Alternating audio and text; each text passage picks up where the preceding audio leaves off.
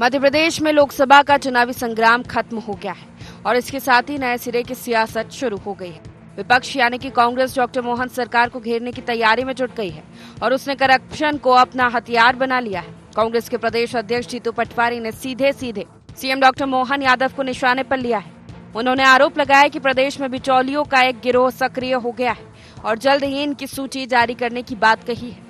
एक विशेष वर्ग पूरे प्रदेश में सक्रिय हो गया। जो कर्मचारी आपने 3-4 अलग अलग तरह के दलाल हर विभाग में भेज दिए हैं, अल्टीमेटली ये दलालों की सरकार होगी। जो क्राइम बढ़ता जा रहा है, जो दलाल बढ़ते जा रहे हैं सरकार में, उनको लेकर भी बहुत जल्दी हम खुलासा करेंगे नाम समेत कि कौन कौन सा दलाल कहाँ सक्रिय है और कौन कौन सा अधिकारी किस किस दलाल के थ्रू काम कर रहा है, कौन कौन सा मंत्री किस किस दलाल के थ्रू काम कर रहा है, मुख्यमंत्री के ऑफिस में कौन कौन से दलाल सक्रिय है। ये बहुत जल्दी एक लिस्ट जारी करेंगे। पटवारी के इन आरोपों पर बीजेपी ने उसी अंदाज में पलटवार किया है। भाजपा ने कहा कि सावन के अंधे को हरा हरा ही दिखता है।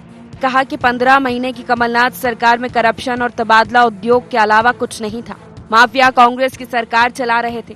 ये बात कमलनाथ के मंत्रियों ने कही थी। मुझे लगता है जीतू जी को अपनी पार्टी की उस 15 महीने की सरकार को याद करना चाहिए, जिसमें लगातार दलालों का अड्डा बन गया था वल्लभ भवन। बिना इसके काम नहीं होते थे। एक दिन में एक कर्मचारी के 4 बार ट्रांसफर होते थे। उसको याद करें। भारतीय जनता पार्टी की है, डॉक्टर मोहन यादव जी की सरकार है। पूरी प्रामाणिकता के साथ काम कर रही है, पूरी पारदर्शी होकर के काम कर रही है। मध्य प्रदेश में कांग्रेस की जमीन समाप्त हो गई है। कांग्रेस 29 की 29 लोकसभा में एक भी सीट नहीं जीत पा रही, उनकी जमीन खिसक गई है। अब जनता का ध्यान इधर उधर भटकाने के लिए ऊटपटांग बयान दे रहे हैं। इसके साथ ही भाजपा के प्रदेश मीडिया प्रभारी ने मोहन यादव सरकार के 100 दिन के कामों की एक लिस्ट भी जारी की है। डॉक्टर मोहन सरकार का रिपोर्ट कार्ड। हुकुमचंद मिल के मजदूरों को 224 करोड़ रुपए दिए। हर महीने 56 लाख हितग्राहियों को 340 करोड़ रुपए की पेंशन। तेंदुपत्ता संग्राहकों को 4000 रुपए मानक बोरा मानदेय। पीएम जनमन योजना के तहत पिछड़े इलाकों में 7300 करोड़ के काम। खरगोन में 308 करोड़ की लागत से ऊर्जा संयंत्र का भूमि पूजन। ग्वालियर से बेंगलुरु, अहमदाबाद, दिल्ली, अयोध्या के लिए विमान सेवा।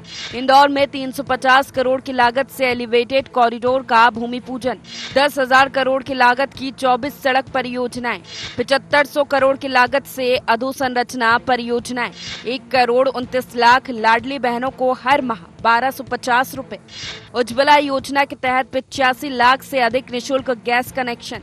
8 विश्वविद्यालयों को इंफ्रास्ट्रक्चर के लिए 400 करोड़ रुपए। राष्ट्रीय शिक्षा नीति 2020 लागू करने वाला पहला राज्य।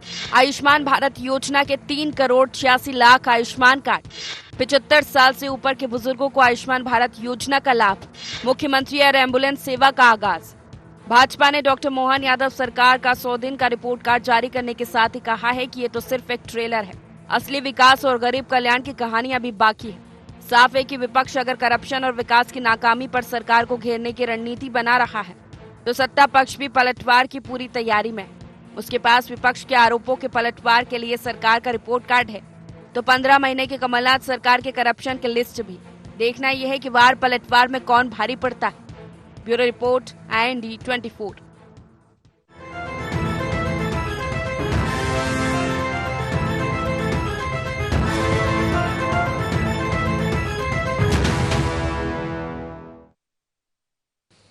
नमस्कार, IND agenda allegation versus report card में आपका स्वागत है। मैं हूं आपके साथ नवीन पुरोहित। चर्चा को विस्तार देंगे, उसके पहले IND एजेंडा के मुख्य बिंदुओं की तरफ एक निगाह डाल दें। कांग्रेस ने अचानक क्यों खोला सरकार के खिलाफ मोर्चा? सिर्फ जुबानी जमा खर्च से सरकार को घेरने में कामयाब हो पाएगी कांग्रेस? विपक्ष के करप्शन के आरोप और सरकार का रिपोर्ट कार्ड, किसमें है दम? क्या सत्ता पक्ष और विपक्ष ने शुरू कर दिया है बजट सत्र का रिहर्सल? नमस्कार, इन्हीं सवालों के साथ चर्चा में आप सबका पुनः स्वागत है। मध्य प्रदेश में 4 चरणों में लोकसभा के चुनाव सभी 29 सीटों पर संपन्न हो चुके हैं। अब मध्य प्रदेश को इंतजार है परिणामों का। भारतीय जनता पार्टी तो ये उम्मीद करके बैठी है कि 4 चरणों में ही उसे पूर्ण बहुमत मिला है। बाकी के जो 3 चरण हैं वो 400 पार की कवायद के चरण हैं। लेकिन मध्य प्रदेश में लोकसभा चुनाव के 4 चरण पूर्ण होते ही, सभी लोकसभा सीटों पर चुनाव पूर्ण होते ही सियासी पारा अचानक से हाई हो गया। बात लोकसभा के चुनावों में कांग्रेस की परफॉर्मेंस क्या होनी थी, एक जब भारतीय जनता पार्टी और कांग्रेस के बीच में जब अभी ये द्वंद्व समाप्त हुआ है, तो जब कांग्रेस ने एक प्रेस कॉन्फ्रेंस कॉल की, कांग्रेस जब मीडिया से मुखातिब हुई, तो यह उम्मीद थी कि वो ये बात करेगी कि 29 सीटों में उसकी कहाँ कितनी सीटें आ रही हैं, उसका क्या परफॉर्मेंस रहा। लेकिन इससे इतर कांग्रेस अध्यक्ष जीतू पटवारी सरकार पर हमलावर होते नजर आए। अगर गुज़िस्ता 15-20 सालों की बात करें तो बहुत आरोप लगे हैं सरकारों पर, और आरोप इस कदर आरोप प्रत्यारोप का दौर चला है कि जुबानी जमा खर्च से गंभीर आरोपों की गंभीरता धूमिल होती नजर आई। जैसे लगातार सत्ता पक्ष के खिलाफ कांग्रेस आरोप लगाती आई है, यहां तक कि जब भारतीय जनता पार्टी की 15 साल की सरकार थी और जब कमलनाथ जी की सरकार आई तो उन 18 महीनों में एक भी प्रमाणिक न तो जांच शुरू की न कार्रवाई शुरू की। और फिर अब आरोप, तो अब जीतू पटवारी जी ने कहा है कि पूरी सरकार जो है बिचौलियों के माध्यम से चल रही है और वो उनके नंबर सार्वजनिक करेंगे। तो बेहतर है कि वो उस भ्रष्टाचार को उचित फोरम पर उजागर करें। अभी सदन बजट सत्र, मानसून सत्र आएगा, उसमें इन तथ्यों को रखें, उचित फोरम पर इनकी शिकायत करें। सिर्फ मीडिया की अगर ये सनसनी है तो फिर ये बात जो है हमेशा की तरह आरोप प्रत्यारोप के दौर जो है चलते हैं और ठंडे हो जाते हैं। दूसरी सबसे बड़ी बात जो है, कांग्रेस ने यह बात ही नहीं की कि उसका क्या परफॉर्मेंस रहने वाला है। बस हमलावर होते हुए, आक्रामक होते हुए उन्होंने अपनी प्रासंगिकता बनाए रखने की कोशिश जरूर की। भारतीय जनता पार्टी ने पलटवार किया, 100 दिन का रिपोर्ट कार्ड रखा, और निश्चित रूप से अब जिस प्रकार से पैटर्न बदला है पॉलिटिकल, केंद्र डबल इंजन की सरकार का, तो ये बात तय है कि जो पिछले 15 सालों से जिस प्रकार से सरकार चल रही थी, जो उसका पैटर्न था, अब सरकार उस पैटर्न पर तो बिल्कुल नहीं चलेगी, नए पैटर्न पर चलेगी। जब भी कोई नई चीज होती है या तो वो बेहतर हो जाती है या बदतर हो जाती है। तो अभी तो 100 दिन की इस रिपोर्ट कार्ड पर तो बात करने का कोई बहुत औचित्य नहीं है, लेकिन ये तय है कि जिस प्रकार से चीजें बदली हैं, तो मोहन यादव जी की डबल इंजन सरकार निश्चित रूप से डबल इंजन है, उसकी गति बढ़ी है लेकिन पटरी वही पुरानी है। तो गति के साथ उसी पटरी पर दौड़ना बहुत आसान नहीं होगा। इसी मुद्दे पर करेंगे चर्चा। संतोष सिंह गौतम जी हैं, प्रवक्ता हैं मध्य प्रदेश कांग्रेस के, हमारे साथ हैं। Shivam Shukla ji, media panelist Madhya Pradesh Bharatiya Janata party के, हमारे साथ हैं। धर्मेंद्र पैगवार साहब, वरिष्ठ पत्रकार, हमारे साथ हैं। आप समस्त महानुभावों का बहुत बहुत स्वागत है। संतोष जी, चुनाव समाप्त हुए और असंतोष, आक्रोश, आक्रामकता और सिलसिलेवार पूरा सब स्कैन कर डाला है, किसके पास कौन कौन बिचौलिया है, क्या है। तो मतलब हमेशा की तरह ये बात ही रह जाएगी या फिर इस बार उजागर होंगे? देखिए, निश्चित रूप से जो जीतू पटवारी जी ने जिस प्रकार का आरोप लगाया है भारतीय जनता पार्टी सरकार पर, वो कोई हल्के फुल्के तरीके से नहीं लगा दिया है। जब से नई सरकार बनी है, मोहन यादव जी मुख्यमंत्री बने हैं, तब से ही लगातार भ्रष्टाचार की बातें सामने आ रही हैं। और उज्जैन जिले का, चूंकि मैं मीडिया इंचार्ज भी था कांग्रेस की तरफ से, तो उज्जैन जिले में भी लगातार नेताओं के बीच में ये बात तैरती रही। और यहाँ तक कि भारतीय जनता पार्टी के नेता भी कहते रहे हैं कि जब से सत्ता आई है, भ्रष्टाचार का विकेंद्रीकरण के बजाय भ्रष्टाचार का केंद्रीकरण करने का प्रयास किया गया, और चाबी जो है सत्ता के शीर्ष के पास में है और उन्हीं के परिजनों के नेतृत्व में भ्रष्टाचार चल रहा है। ये मेरा आरोप नहीं है, ऐसी बातें मैंने सुनी है उज्जैन के भीतर। तो इन बातों के अंदर जरूर कुछ ना कुछ सच्चाई होगी, क्योंकि भ्रष्टाचार के विकेंद्रीकरण नहीं होने के कारण भारतीय जनता पार्टी के जो कार्यकर्ता लालसा में भारतीय जनता पार्टी को जिता रहे थे, उनके जो आशाएं अब धूमिल होने वाली है, कि उनको लूट का हिस्सा नहीं मिल पा रहा है। अभी हमारे जो उज्जैन के लोकसभा प्रत्याशी थे, उन्होंने शिप्रा के अंदर घुस के डुबकी लगा के ये बताने का प्रयास किया गया कि शिप्रा में जो खान नदी का पानी मिल रहा है, जिस प्रकार से नदी को प्रदूषित होने से बचाया नहीं जा रहा, और सरकार ने सैकड़ों करोड़ रुपए अभी तक खर्च किए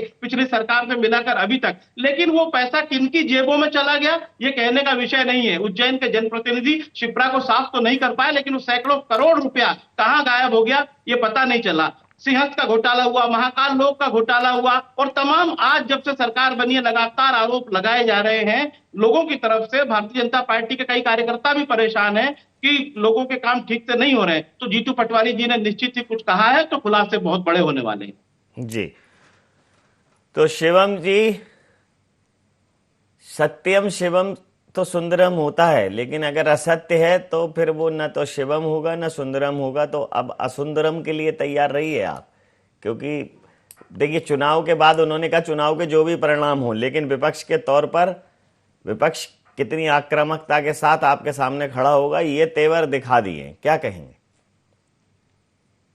देखिए, सबसे प्राथमिक चीज यह है कि जीतू पटवारी जी को शायद उनके नेतृत्व की ओर से संदेश मिल चुका है कि विदाई अब तय है, इसमें सिर्फ कुछ लम्हात की देरी है। और उसी को देखते हुए उन्होंने एक बार फिर से मध्य प्रदेश में अपनी गतिविधियों को तेज कर दिया है। आज भी जब जीतू पटवारी जी की आप प्रेस वार्ता सुन रहे होंगे तो जो महत्वपूर्ण दो चीजें निकल करके सामने आई।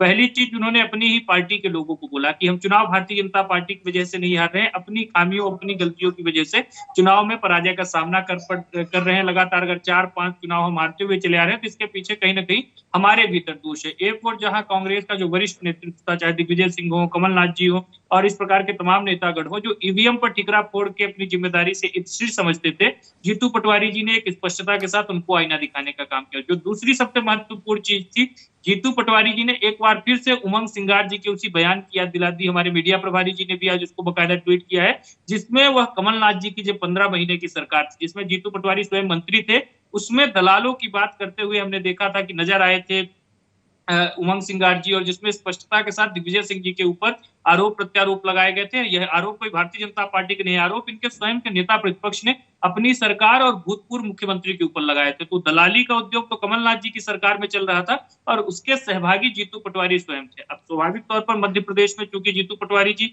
इस प्रकार से चुनाव लड़ रहे थे कि जो व्यक्ति पूरे प्रदेश में घूम घूम कर मतदाताओं से अपील कर रहा था कि आप पंजे के निशान पर वोट डालिए, कांग्रेस को वोट डालिए, और वहीं वह स्वयं जब अपने मताधिकार का प्रयोग करने गए, ईवीएम पर पंजे का निशान तो नजर में आया नहीं। और जो सबसे महत्वपूर्ण चीज है, जीतू पटवारी जी का अल्प कार्यकाल रहा है, लेकिन अपने अल्प कार्यकाल में सबसे ज्यादा लोगों के पार्टी से पलायन के वह गवाह बने हैं। उन्होंने इसका एक वैश्विक स्तर का शायद कीर्तिमान भी स्थापित किया हो किसी अध्यक्ष के 3-4 महीने के कार्यकाल में ही, जब लगभग 5 लाख जमीनी स्तर के कार्यकर्ता, बूथ पर काम करने वाला कार्यकर्ता पार्टी छोड़ करके जाता है तो उसकी जिम्मेदारी अध्यक्ष को लेनी पड़ती है। तो ऐसी स्थिति में अपनी प्रासंगिकता को दिखाने के लिए जीतू पटवारी जी कितने भी आरोप लगा लें, कितने भी तरीके से तर्क वितर्क कर ले, लेकिन जनता जानती है कि मध्य प्रदेश से कांग्रेस पार्टी की जमीन खिसक चुकी है। अभी पोलिंग बूथों पर आपको पोलिंग एजेंट तक कांग्रेस के नहीं मिल रहे थे, उसकी नैतिक जिम्मेदारी जीतू पटवारी नहीं ले रहे हैं और इस प्रकार से हमारी सरकार को घेरने का प्रयास कर रहे हैं। हम तो मानते हैं कि जब भी हम जहां भी शासन व्यवस्था में रहते हैं, एक तय अंतराल के बाद हमें अपना रिपोर्ट कार्ड जनता के सामने प्रस्तुत करना चाहिए। हम अगर 100 दिन भी सत्ता में रहे, आचार संहिता लगने से पहले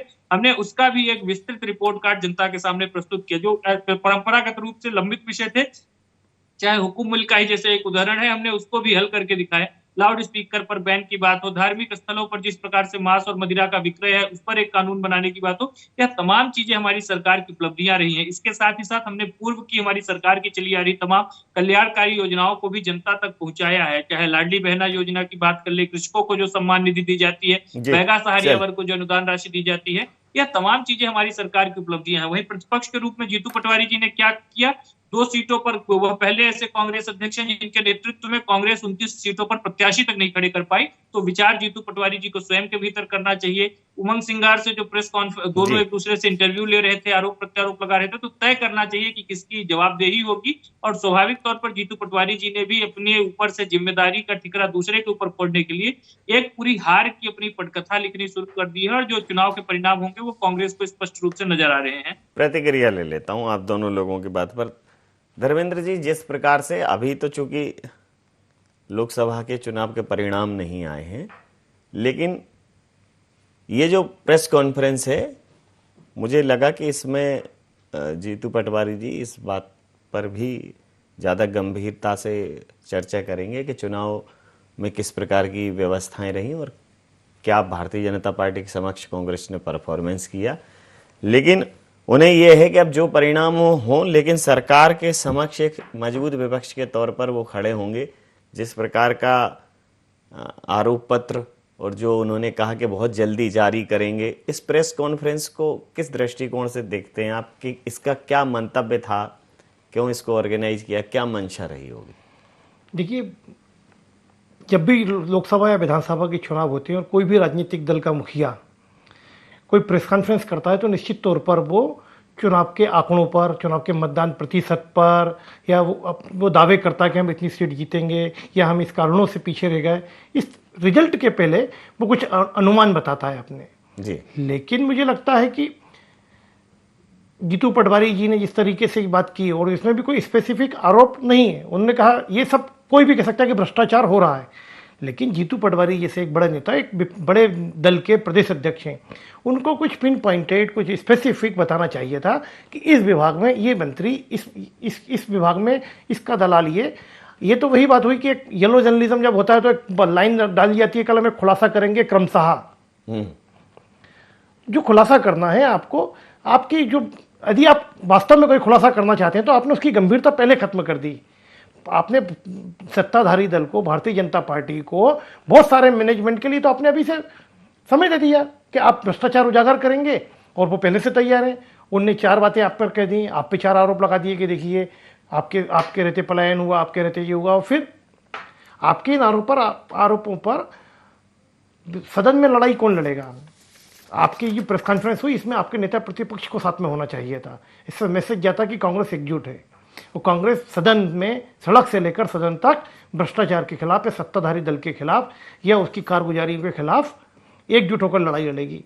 तो कांग्रेस को यदि वास्तव में जनता की लड़ाई लड़नी है, देखो विपक्ष का काम है, विपक्ष का काम है कि उस सरकार को दिशा दिखाए, सरकार की गलतियों को उजागर करे, कहीं भ्रष्टाचार हो रहा है तो वो उठाए, विसंगति बताए, और सदन में भी बताए और सड़क पर भी बताए, जन आंदोलन करे।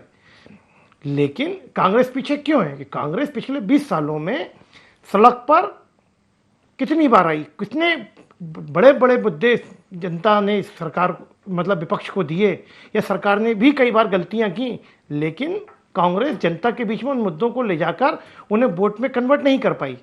तो आप नतीजा देखिए कि क्या हालात है।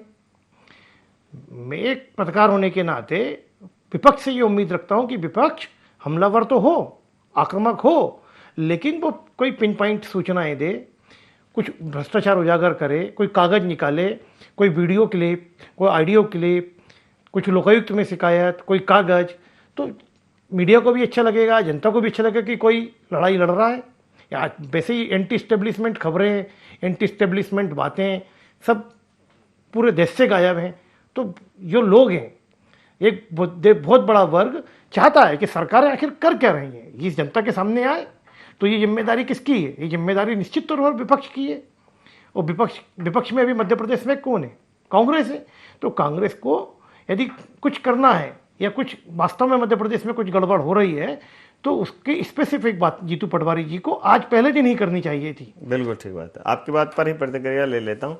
संतोष जी, ये आरोप का ट्रेलर दिखाने से अच्छा था सप्रमाण एक फिल्म ही दिखा देते कि अब दलालों की और ये सूची जारी करेंगे, ये आगाह करने जैसा या चेतावनी जैसा, या कहते हैं ना कि एक मतलब कांग्रेस ये तो भारतीय जनता पार्टी से बंदर घुड़की मान रही है कि वो बंदर घुड़की दे रहे हैं, वो तो कह रहे हैं कि आप खुद ही उसमें डूबे हो आकंठ। अब एक दूसरे पर जब इस प्रकार के आरोप लग जाते हो, प्रमाण आते नहीं है, तो जनता समझ लेती है कि भाई नूरा कुश्ती है। नवीन जी, मेरा ये मानना है कि जीतू पटवारी जी ने जो बात कही है पूरी गंभीरता से कही है। हमें कुछ दिनों का इंतजार करना चाहिए, और कोई भी पार्टी अपनी रणनीति स्वयं तय करती है। वो विपक्ष के कहने से या विशेषज्ञों के कहने के आधार पर वो अपनी रणनीति तय नहीं करती है। कांग्रेस पार्टी की क्या रणनीति है, कांग्रेस पार्टी बताएगी। कांग्रेस पार्टी पूरी तैयारी के साथ इस भारतीय जनता पार्टी की सरकार के विरुद्ध मोर्चा खड़ा करेगी, और निश्चित रूप से हर इस चुनाव में, पूरे चुनाव में, ये कोई पहली बार नहीं कि जीतू पटवारी जी ने आज इस तरीके के आरोप लगा दिए हैं।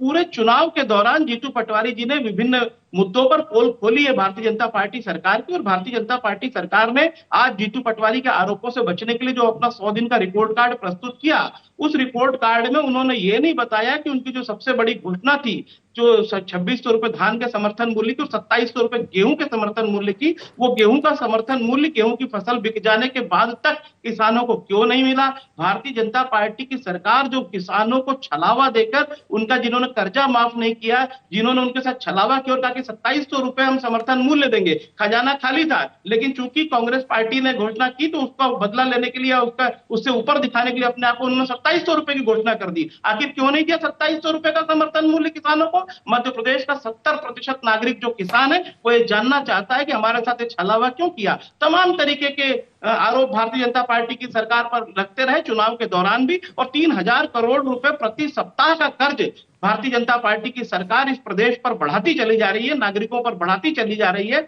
लेकिन वो इस बात का जवाब नहीं दे रही कि राजस्व के नए साधन इकट्ठे करने के लिए उसने क्या रणनीति बनाई है। शराब और रेत पर कब तक इनका काम चलता रहेगा? राजस्व के साधन के लिए या इन्वेस्टमेंट मध्य प्रदेश में उतारने के लिए इनके पास क्या ठोस कार्य योजना है? इनके पास कोई नीति नियत नहीं है। चुनाव लड़ाना था गुजरात, उत्तर प्रदेश में, बिहार में यादव बहुत जनसंख्या थी तो एक डमी व्यक्ति को मुख्यमंत्री बना दिया, तमाम योग्य लोग उससे आहत हो गए। मध्य प्रदेश के जितने भारतीय जनता पार्टी के नेता थे, एक दूसरे की टांगे खींची जा रही हैं, हर किसी की महत्वाकांक्षाएं हिलोरे ले रही हैं। तो मैं समझता हूं कि ऐसे डमी और कठपुतली मुख्यमंत्री से जो प्रदेश की जनता है कोई ज्यादा उम्मीद नहीं रख सकती। वो ये उम्मीद नहीं कर सकते कि अगले सीजन में भी उनको 2700 रुपए का समर्थन मूल्य मिल जाएगा। और अभी एक डिबेट में मुझसे ये कहा गया कि देखिए आप तो कह रहे थे कि लाडली बहना योजना को खत्म कर देंगे, इन्होंने 1250 दिए। मैंने कहा वो तो खुशकिस्मती है लाडली बहनाओं की कि तुरंत 3 महीने बाद लोकसभा के चुनाव थे, तो ये खाली खजाने से भी और कर्जा लेकर लाडली बहनाओं को चुनाव तक देंगे।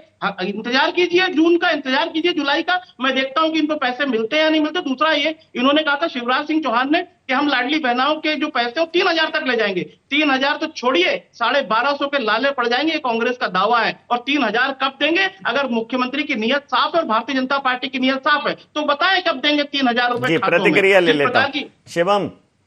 शिवम, ये संतोष जी ने कहा है कि भाई धान और उनका मूल्य क्यों नहीं बढ़ाया, समर्थन मूल्य गेहूं का, और 2600-2700 करना था समर्थन मूल्य, और लाडली बहना पर एक स्पष्टीकरण क्यों नहीं आता। और जब सने शने बढ़ाने की बात की थी तो अब 1200 से 1500, 1700, 1750, 2000, 2250, 2500, 2750 करके 3000 तक कब जाएगी गाड़ी, जाएगी कि नहीं जाएगी?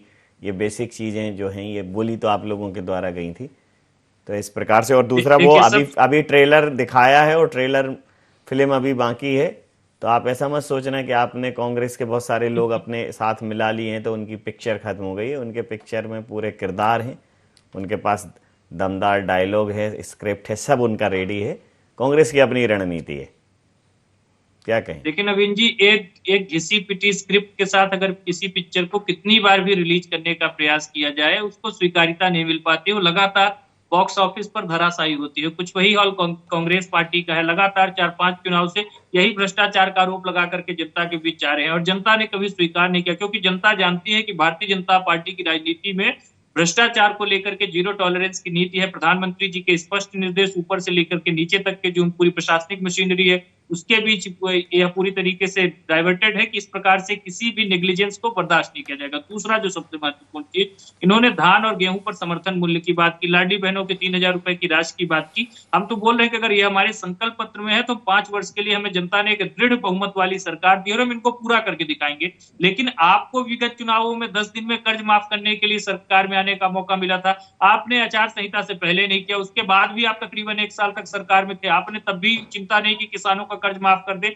आज आप हमारे ऊपर आकर के सवाल उठा रहे हैं। जितनी बार हमने आपसे सवाल पूछा आप कहते थे कि हम 5 साल में करते, जबकि आपको बहुमत ही है जो पूर्ण रूप से नहीं मिला था। आपकी भारतीय जनता पार्टी से सिर्फ 2-3 सीटें ज्यादा थी। तो एक स्पष्टता के साथ आप समझ लीजिए आने वाले वर्षों में 5 वर्ष हम जब सरकार में रहेंगे तो समर्थन मूल्य की चाहे राशि बढ़ाने की बात हो, चाहे लाडली बहनों को 3000 रुपए तक की उनकी जो मासिक एक राशि है उसको लेकर के जाने की बात हो, यह तमाम चीजें भारतीय जनता पार्टी की सरकार दृढ़ता के साथ सुनिश्चित करेगी। दूसरा जो सबसे महत्वपूर्ण बिंदु है, अभी इन्होंने कहा कि पर्ची के मुख्यमंत्री बनाए गए, तमाम काबिल और योग्य लोगों को पीछे छोड़ करके। पंजाब में जब आपने चरणजीत चन्नी को मुख्यमंत्री बनाया था तो किस बिना पे बना दिया था? जब आपने तेलंगाना में आपके जो प्रदेश अध्यक्ष है उनको चुनाव में मुख्यमंत्री बनाया तो किस आधार पर बना दिया है? स्वाभाविक तौर पर इसके पीछे एकमात्र वजह थी कि वो आपके नेतृत्व को प्रिय थे और उसी आधार पर आपने यह निर्णय लिया है।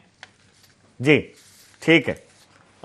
सर, अंतिम प्रतिक्रिया। देखिए, राजनीतिक दलों में विधायक दल की राय पर मुख्यमंत्री बनाने की प्रथा खत्म हो गई है और इसकी शुरुआत कांग्रेस ने की थी और इसकी शुरुआत मध्य प्रदेश से हुई थी 1980 में, जब शिवभानु सोलंकी आदिवासी नेता चुनाव जीत गए थे विधायक दल की बैठक में। और कमलनाथ जी जो आदिवासी क्षेत्र से चुनकर आते रहे हैं, छिंदवाड़ा जैसे आदिवासी बहुल जिले से, जहाँ 35% आदिवासी हैं, उन्होंने अपने 14 वोट अर्जुन सिंह जी को देकर कहा था कि मेरे 14 वोट इनके, अब इनको मुख्यमंत्री बना दो। हालांकि भारतीय जनता पार्टी, मुझे नहीं मालूम कि भाजपा में किस तरह का कमलनाथ जी का मैनेजमेंट है या भाजपा के किन नेताओं से कमलनाथ जी की दोस्ती है, लेकिन बहुत जब आदिवासियों के मुद्दे पर भी बात होती है तो भाजपा के बड़े बड़े नेता इस बात को उद्धृत नहीं करते, बोलते नहीं, दबा जाते हैं, है ना। ये विडंबना है मध्य प्रदेश की। और उसके बाद से ही मध्य प्रदेश में, मैं तो मध्य प्रदेश की बात करता हूँ, विधायकों की राय पर मुख्यमंत्री बनाने की प्रथा खत्म हो गई, है ना। उसकी शुरुआत 1980 से हुई। रही बात जीतू पटवारी जी के आरोपों की और भाजपा की सफाई की, तो देखते हैं जो नतीजे आ रहे हैं 4 जून को। उसके बाद विधानसभा में कांग्रेस आरोप लगाए, पेश करे, आनंद आएगा, भ्रष्टाचार उजागर होगा। यदि वास्तव में भ्रष्टाचार होगा तो बिल्कुल सही कहा। पत्रकारों को अच्छी खबरें मिलेंगी, मीडिया तो ऐसी खबरों को लपकने के लिए बैठा ही है। समय सीमा के चलते मैं ये चर्चा यहाँ समाप्त करूंगा। आप समस्त महानुभावों का बहुत बहुत धन्यवाद, बहुत बहुत आभार। तो मध्य प्रदेश में लोकसभा के 4 चरण के चुनाव संपन्न होने पर, सभी 29 सीटों पर चुनाव संपन्न होने पर कांग्रेस ने एक प्रेस कॉन्फ्रेंस की और आक्रामक प्रेस कॉन्फ्रेंस की। उम्मीद थी कि वो चुनाव की बात करेंगे, लेकिन वो ये मान गए कि आप भले ही सरकार में हो, लेकिन विपक्ष के तौर पर कांग्रेस की उपस्थिति बहुत आक्रामक और बहुत मजबूती से रहेगी।